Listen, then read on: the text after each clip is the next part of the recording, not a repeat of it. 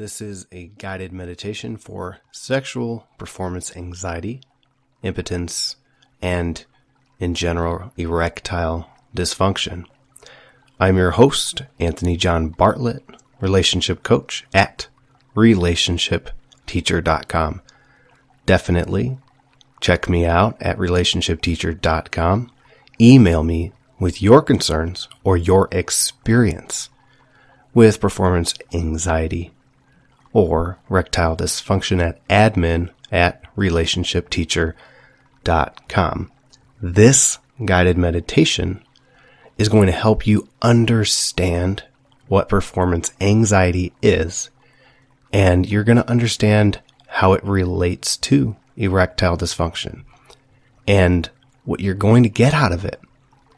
With this understanding is what to do about it. You have an action plan. There is a treatment model that has been very effective in treating individuals with performance anxiety and erectile dysfunction, even if the cause of their erectile dysfunction is purely organic. Now, that said, what is sexual performance anxiety? Obviously, it is very related to anxiety in general.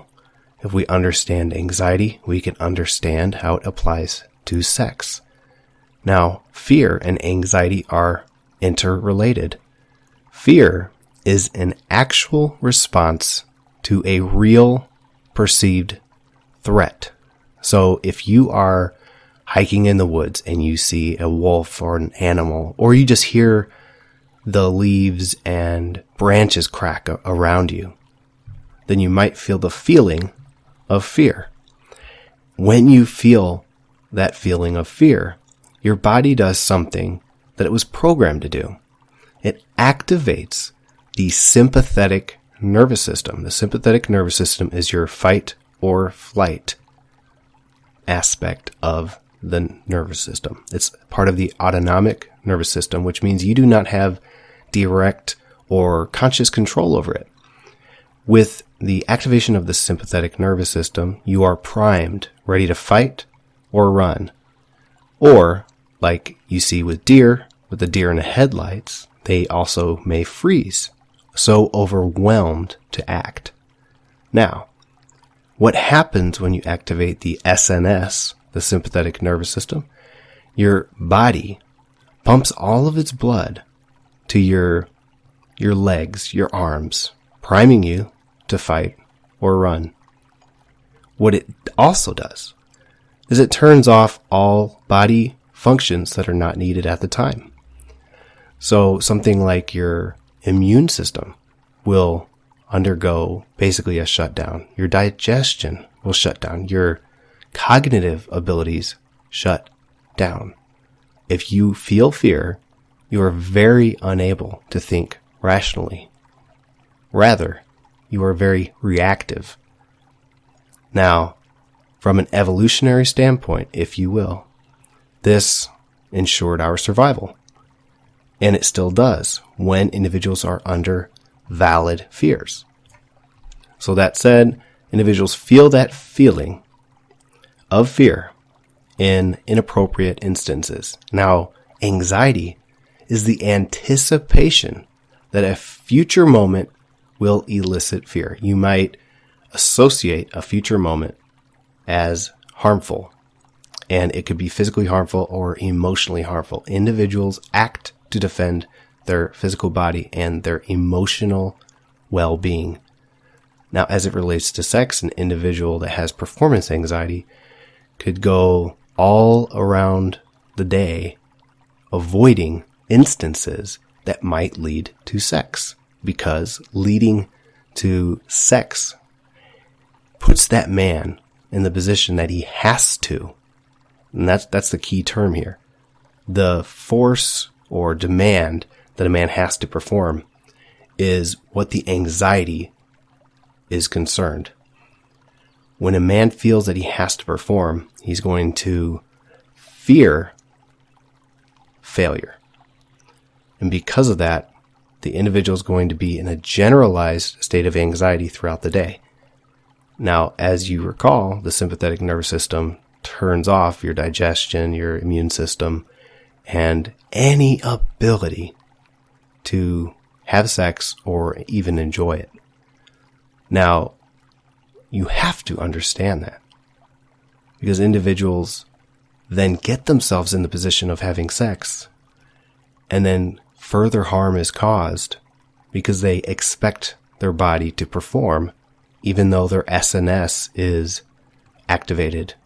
And often there's hyperactivity of the SNS. What we need to do is reprogram your mind to associate sex with calming and relaxation. So, there are some common themes with sexual performance anxiety that we will get to before the actual meditation. If you will just stick with me for a few more minutes, we will start the meditation in a few. So the common themes: number 1, sexual misinformation, bad expectations. Now, this goes for both you and your partner. If you generally do not understand sex, your genitalia, or have inappropriate expectations, you're guaranteeing that you set yourself up for failure. And a man's partner is just as important in this to ensure that the man does not have unrealistic expectations, and it's important that the man's partner does not have unreal expectations as well. And we will get to an elaboration when I discuss a few myths. Number 2 is dysfunctional beliefs. Dysfunctional beliefs actually increase anxiety, demanding that we intervene with cognitive and behavioral interventions. Number 3, the relationship, the partners have deficient scripts. And a script is how the individuals approach sex. And a script is, if you think about a movie, the script is what the actors do. A couple that has a deficient script has narrow and restricted actions. So the man always does a certain thing, the woman always does a certain thing. It's very boring, and because it's so inflexible, it probably leads to an actual inability for the man to become properly aroused, again, ensuring some measure of failure. Number 4, relationship troubles and bad communication, especially in the sexual department. In fact, recent research in 2015 found that women's inability to orgasm is very closely related to the inability or discomfort of having communication regarding sex. The same is true for men. Couples that cannot talk about sex cannot resolve their problems. Is that a surprise? Also, if you have relationship troubles in general, how can you actually expect yourself to become properly aroused?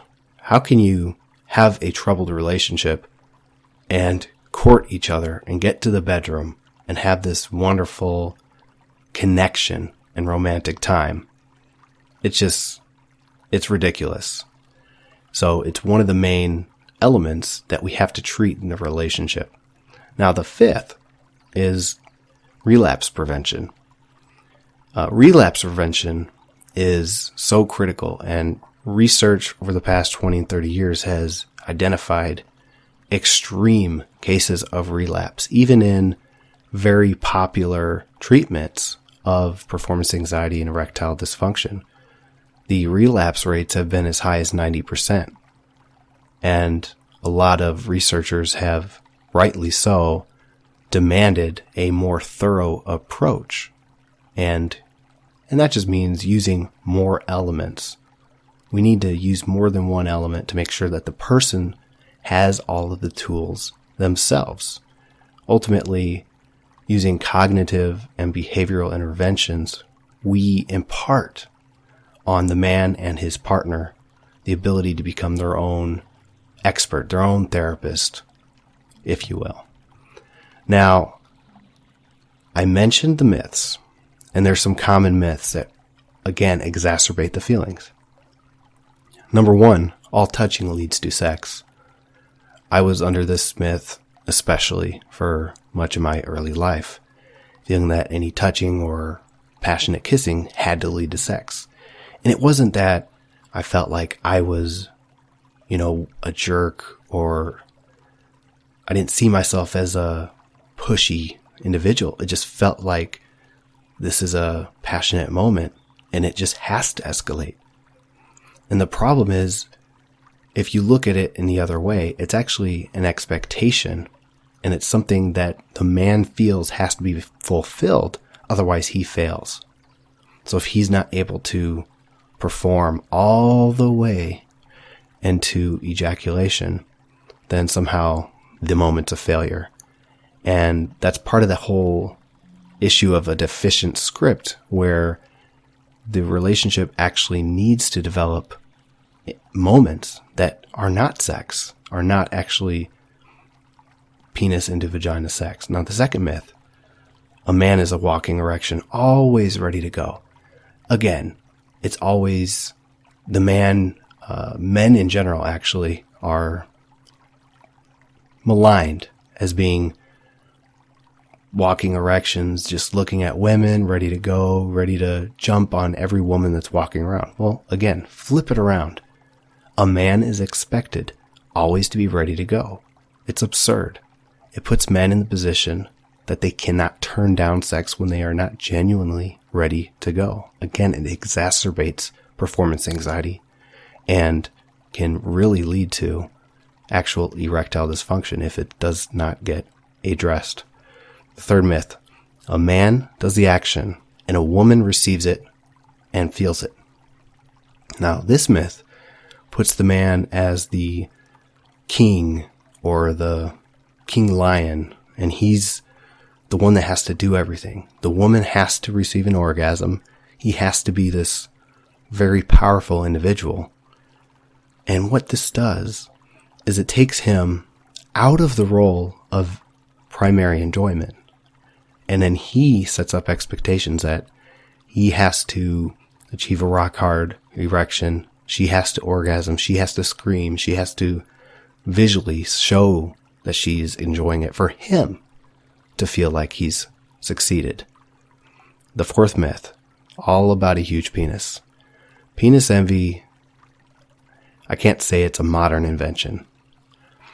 The problem is individuals go to porn websites and they see large genitalia and they think that that is normal. All you see is a large penis.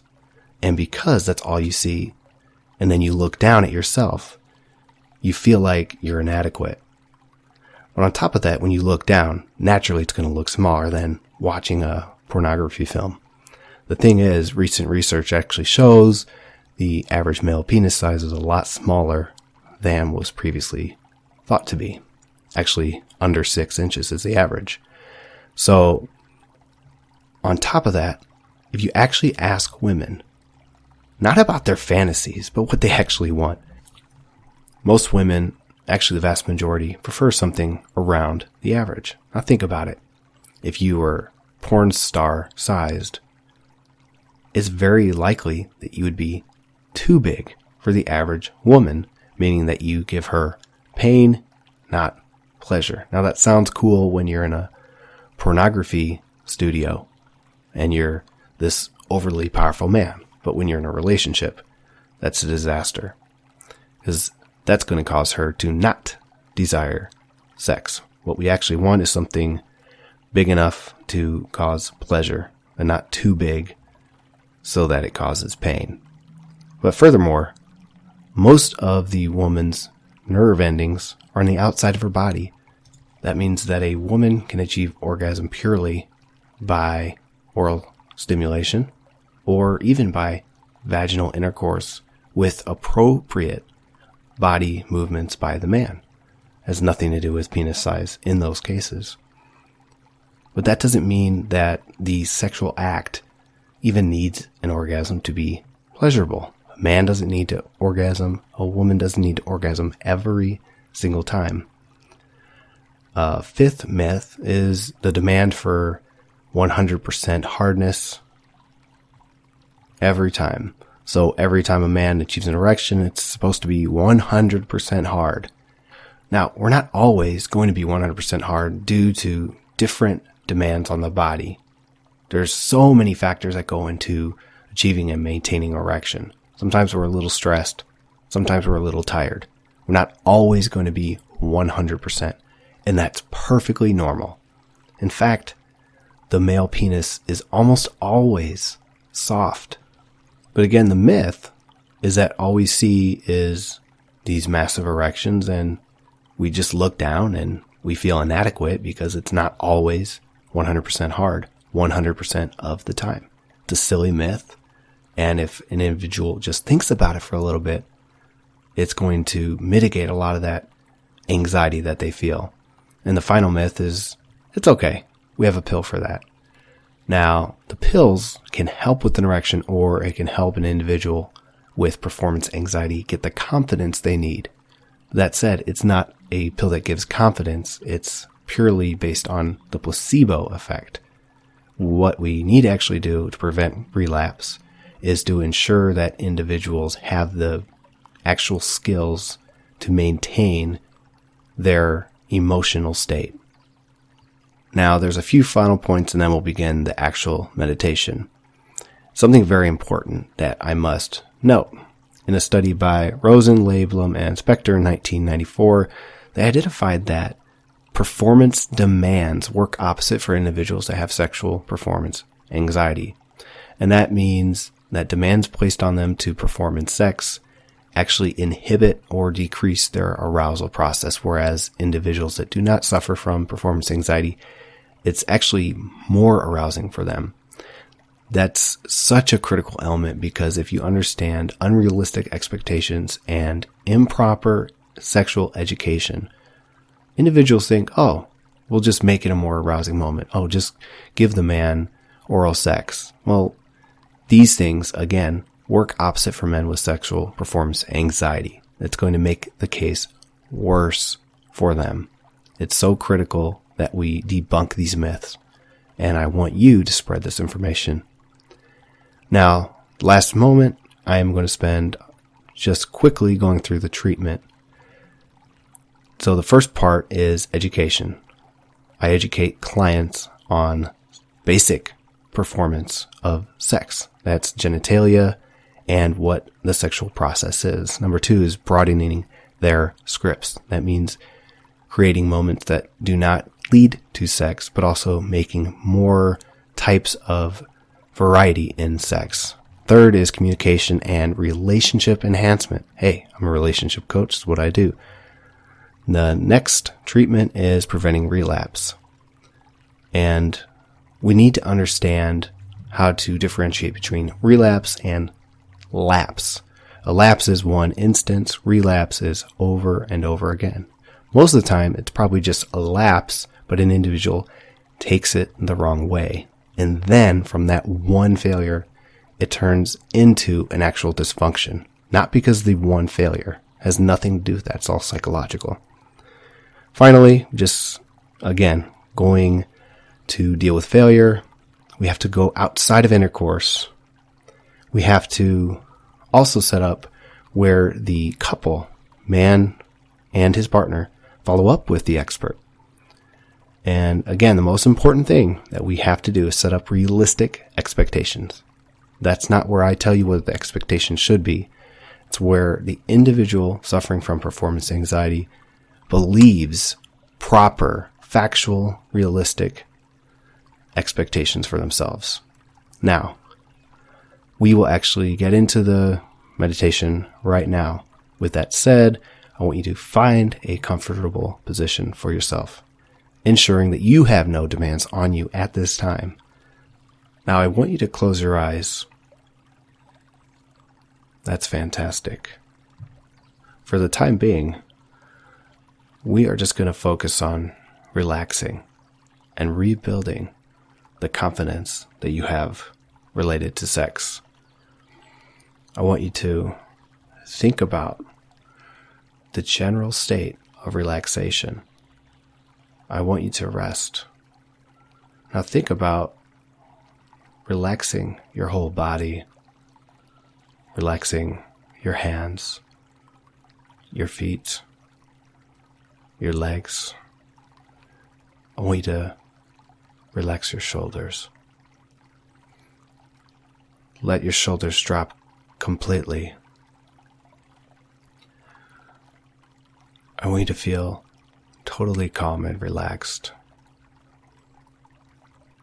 Wonderful. I want you to imagine that you can see visually what relaxation is. Imagine that relaxation was visually represented in the immediate space around you. As you're sitting or lying in the most comfortable place, what is it that you see? What is the most relaxing thing that you could possibly imagine? I want you to think about that, enveloping the space that surrounds you. It's as if bulbs of blue and green are floating in the air and occasionally landing on you, dissolving and imparting their natural state of relaxation upon you.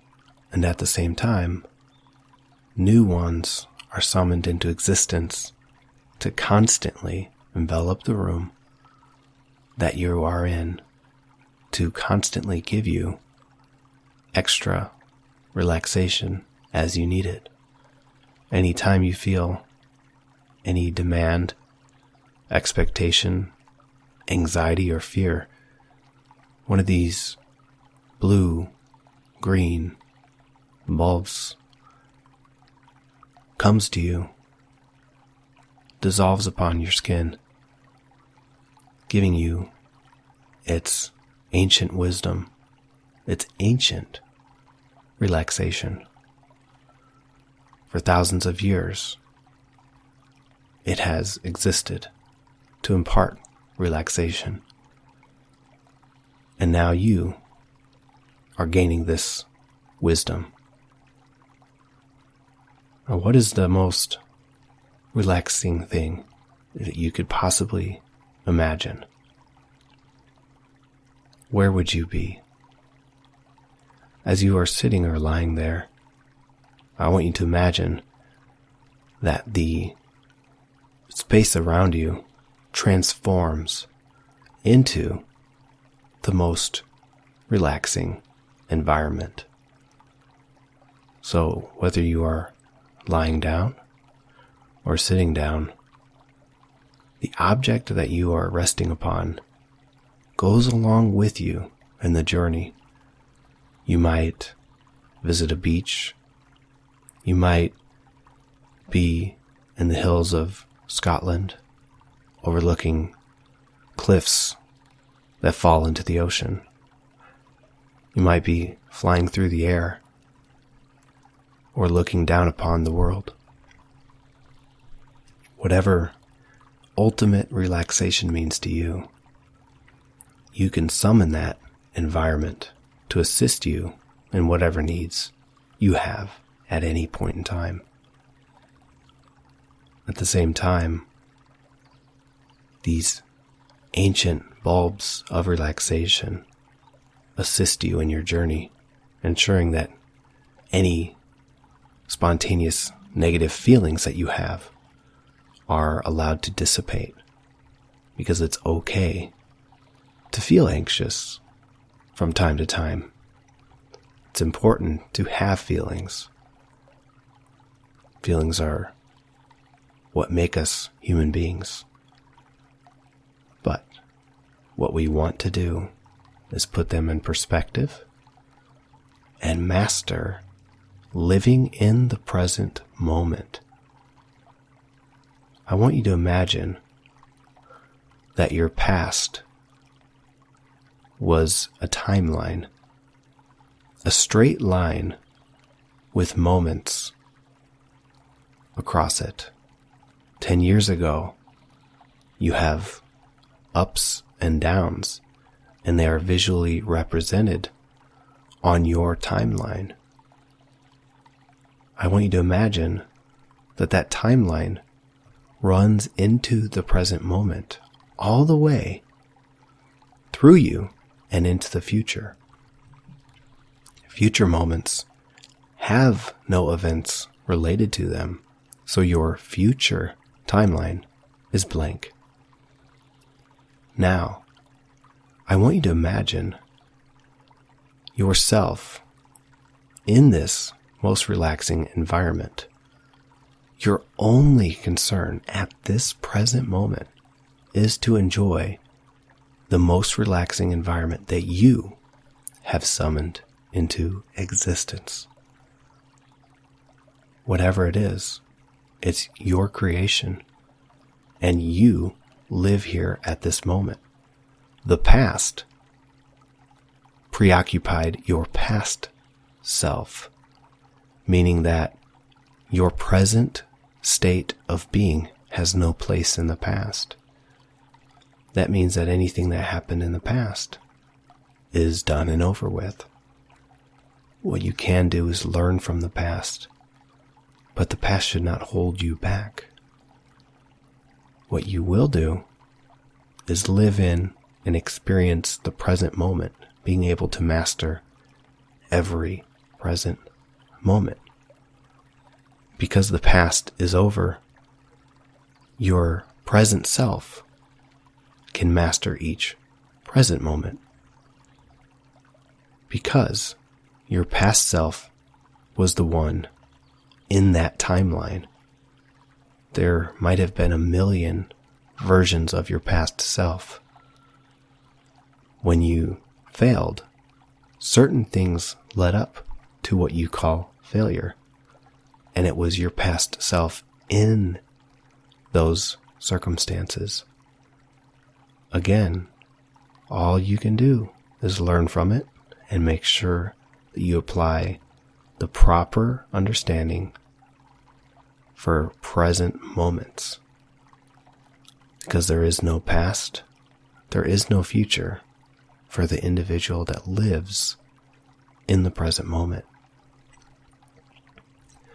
What that means is we can always heal. An individual that has a traumatic past can forever master the present moment, can always live in the present moment. Because if we live in the past, we are summoning or rematerializing the past into the present. Now, think about it for a second. Your present self wasn't back in the past. You're a wholly different individual. So your present self has no place in the past. So living in your mind and being in the past is silly. And your attention is much needed in the present moment. And what I want you to do as you lie or sit there and you experience the most relaxing environment that you've created, I want you to feel what it feels like. I want you to feel the wind brushing over your skin. I want you to feel the temperature on your toes. If you are on a beach, I want you to feel the sand that's under your feet. When we live in the past or the future, there is no such feeling because you are living in your mind. But if you live in the present moment, you have access to all five senses. You can see, you can hear, you can touch, you can smell, and you can taste. You can only use the five senses in the present moment. What do you see? Tell me what your most beautiful environment looks like. imagine that you're sending that information to me via your mind. I want to experience it with you. What sounds do you hear in your most beautiful environment? What do you feel? Do you feel sand? Maybe you feel lush grass under your feet. Are there wonderful smells? Do you smell the salt of the ocean? The algae? Maybe you smell sweet and aromatic incense. Perhaps you're in a humid environment and you experience the mist of the rainforest. And what do you taste?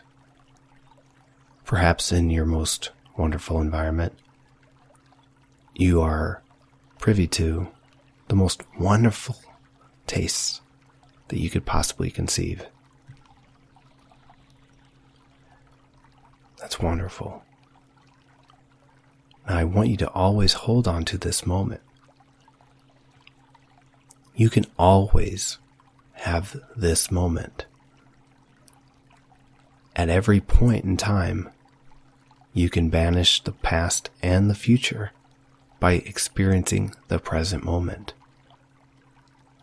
When you experience the present moment, you step outside of the mind.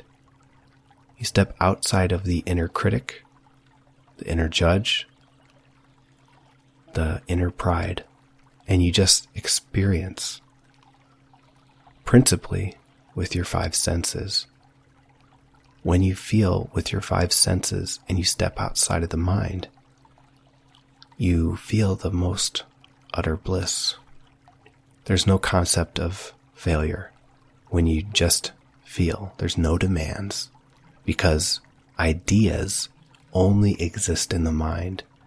If we use our five senses, we step outside of the imaginary and into reality, banishing performance, anxiety. That's wonderful. I want you to imagine that the area around you begins darkening as the light begins to dim. Wonderful. I want you to begin feeling whatever it is you're resting upon, whether it's a chair or a bed, under your buttocks. What does that feel like? Maybe you feel some pressure. Maybe you feel an itch. I want you to start wiggling your toes and your hands. And maybe start moving from side to side a little bit. Start raising your shoulders up and down from side to side as you prepare to come back fully to your conscious self. Wonderful. I want to remind you, you can always experience this bliss. One of the main tricks or tips that we use is mindfulness. Mindfulness sounds like it's living in the mind, but actually mindfulness is all about experiencing the present moment. And what we do with mindfulness is we step outside of the mind, becoming masterfully aware of the present moment. It's one of the key elements to relieving individuals with sexual dysfunction, but also it's a key element to my relationship program as well. It is very well understood in the psychological community with a vast amount of recent research supporting its efficacy. Now again, I want you to understand that performance anxiety and erectile dysfunction are very well understood and easy to address. What it does require is the participation of the man and his partner. If we take appropriate action, we get appropriate results. That said, there will be periodic instances that sex just doesn't happen. Sometimes it doesn't live up to the best possible sex that could be imagined. And that's normal and okay. We are not robots. It's very important for men and women to understand that. The myths only worsen the experience for man and woman. If we set our expectations realistically, then we both benefit. Lastly, I want to invite you to join me at relationshipteacher.com. It's very important that I hear from you, and I hope that you do seek me out to help you in your specific concerns, whether they are sexual or relationship. Now, as we conclude, I want to tell you that you should subscribe and like this video in particular, but also it's really important that you share this information with other individuals. This information all comes from published research. Too often individuals speak their mind and publish what is actually very popular information, but it's bogus. It's not scientifically supported. What we want to do is make sure that we support valid, scientifically supported and peer-reviewed research. And you can do that by supporting the work I do. I want to thank you very much. This is Anthony John Bartlett, relationship coach at relationshipteacher.com. I hope you have a wonderful day. Thank you.